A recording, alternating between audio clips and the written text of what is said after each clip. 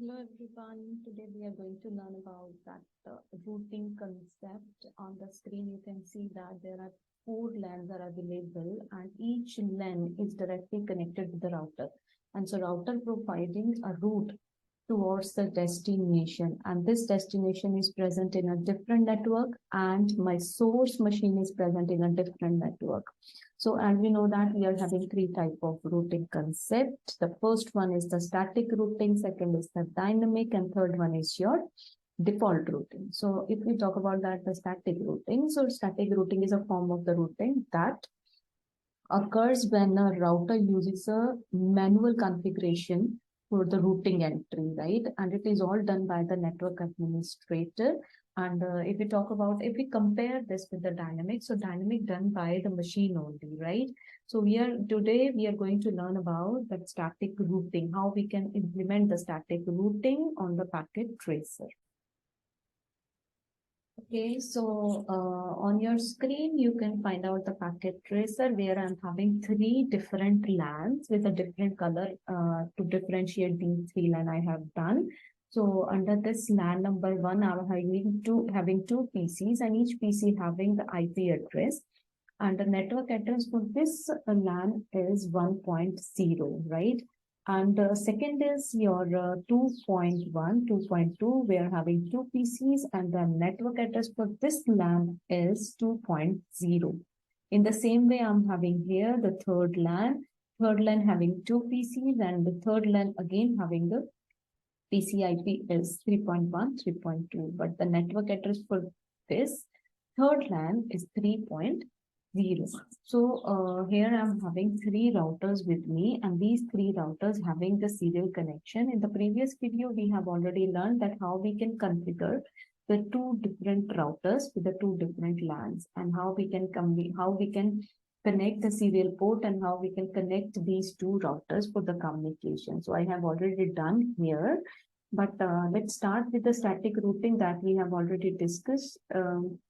Today we are going to learn about the implementation of the static routing. So let's start with the router number 1. So if we click over here, router number 1, so all of you can see that I'm having the gigabit Ethernet 0x0. So here on the screen, the 0x0 gigabit Ethernet is directly connected with my switch, and this switch is further connected with my 2 PCs. So I need to provide the IP address to this link. Why? Because this is the default gateway for my PC to communicate with the router, right? So I just simply click over here, make it on, and then simply provide the IP address. So this is the one way through which we can provide the IP address. Otherwise, you can go to the command line and you can simply enter the IP address over there. So I just simply enter 192.168.1.3. So by default, I just get the subnet mask for that. So here for this router, we are having only 2 connections. The first one is your gigabit Ethernet and second one is your serial. So you can find out serial 1 here. We just simply click over here, make it on, and I have already mentioned the IP address for this link, that is 192.168.5.2, right? So next, yes, subnet mask, I can get it and make it on. So here you can see only 2 connections are there. So only 2 IP addresses required to be provided for this router. So next, move with the router number 2 that having the name that is router number 1. I just simply click over here.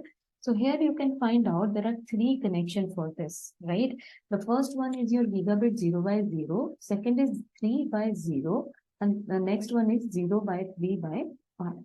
I just simply go there, gigabit Ethernet 0x0, make it on. I have already mentioned the IP address for this link, that is 192.168.2.3 tab. Yes, I get the subnet mask for that. Now it's time for the 3x0. Make it on. 3x0 having the IP address that is 5.3. I just simply enter 192.168.5.3. So I just got the subnet mask for that. Now, as we know that we are having the 3 connections for the router number 1. So move to the 3x1. This is my 3x1. Make it on. Enter the IP address that is 192.168.6.2. Now click over here. Now you can get the subnet mask for that. Now it's time to close this. Next is the third one, that is router number 2. I just simply move there. You can see that there are two links only, right? And the one that is going inside the LAN and second one that directly connected with the router number 1. So the first one is the gigabit Ethernet 0x0 that is going inside the switches that directly connected with the router. So provide the IP address to the gigabit Ethernet, make it on, provide the IP address that is 192.168.3.3. So next one is the subnet mask. I can get it. Now it's time for the second link, that is 0x3x0. So click over here, make it on, provide the IP address for this 192.168.6.3. So simply click over here, the subnet mask is here. So all of you just aware that how we can provide the IP address to the various links. Now, next thing is the most important thing we are going to learn about that, the static routing. So how we can do the static routing? Yes, there are two ways. The one that we can directly packet tracer provide this option. Otherwise, we just simply go to the command line and simply enter the commands and then we can do the static routing. So here you can see whenever I click over here that router number 0, then I get this window and here I just simply click over here on the static routing. So on the static routing, you can find out the first thing is the network address, next is the mask and third one is the next hop. Now, what is the next step? So router number 0 wants to communicate with the router number 1. Yes. Router number 0 wants to communicate with the router number 2. Yes. But for this communication, it requires the network address of these two routers and the connected LANs with this router, right? So if we talk about that, the router number 0, so router number 0 wants to communicate with this, that is 2.0 network. Second is 3.0 network. Third is 6.0 network. Because this router doesn't know about this 6.0, 2.0 and 3.0. These three are directly connected with this router only. So we must tell this router that there are three another networks are present here for the communication. But how we can do this? I just simply click on the static, go to the network. I just simply type 192.168.2.0. As we have already discussed, static routing is a manual entry. So we are going to do the manual entry only. So this is the network and the subnet mask. Yes, it would be same because we are going to use the class C addressing, right? So next is the next hop. Next hop is its meaning of this next hop is through which link the router number 0 can communicate with the router number 1's LAN, router number 2's LAN. So this is the only one link through which router number 0 can enter to the router number 1 and router number 2. So what is the IP address for this link? So the IP address for this link is 192.168.5.3. So I just simply add. So one network has been added, that is 2.0. In the same way, we need to add the second one, that is 6.0. So we just simply change over here, that is 6.0.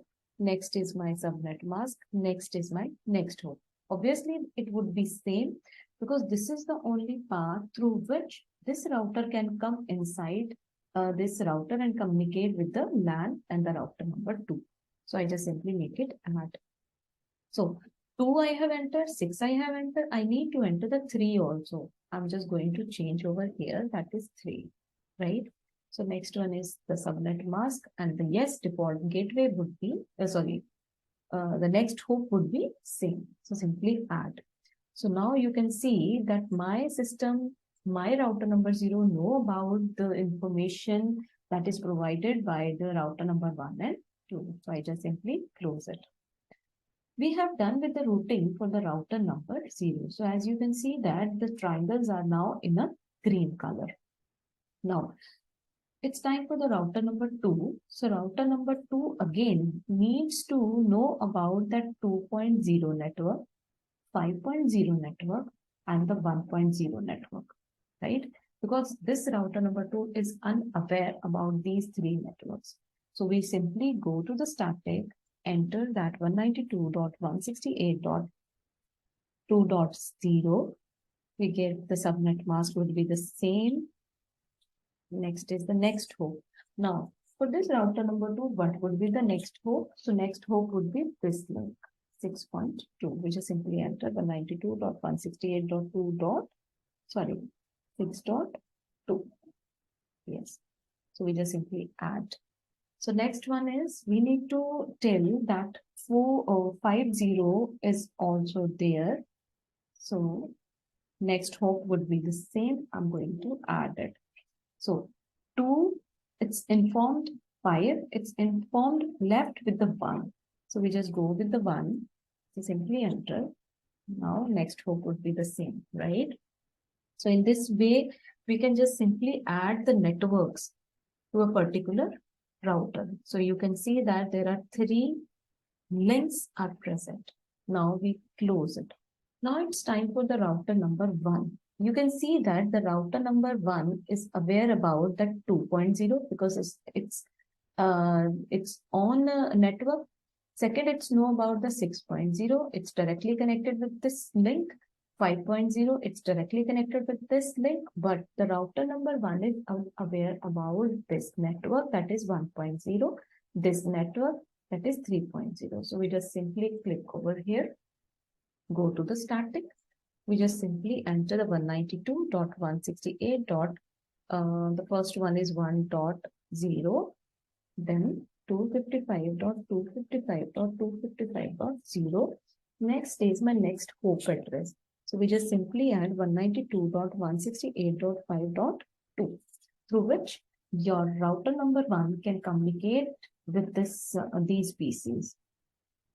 Now, second one is the third one that is connected with the router number 2. So go to there, click over here, and then instead of the 5.2, we just simply enter 6.3 because 6.3 is the entry point for this router to come inside and communicate with these two. So we just simply add, and now we have done with the static routing, right? Now I'm going to close this. Now it's time to check it out that communication between these PCs has been done or not. One time to make a connection, it will make it fail. Second time, it would be successful. We just simply click over here, place our packet here, move it here. Yes, it gets failed. Click over here. Successful. Now, communication between these two LANs done. If my system wants to communicate with this PC, yes, it says that failed. So I just simply do it again. Now it's saying that successful. So all of you just know about that how we can done the static routing, right? So make a practice of this, and I will come with the next video that will cover the default routing, right? So thank you so much everyone for this video.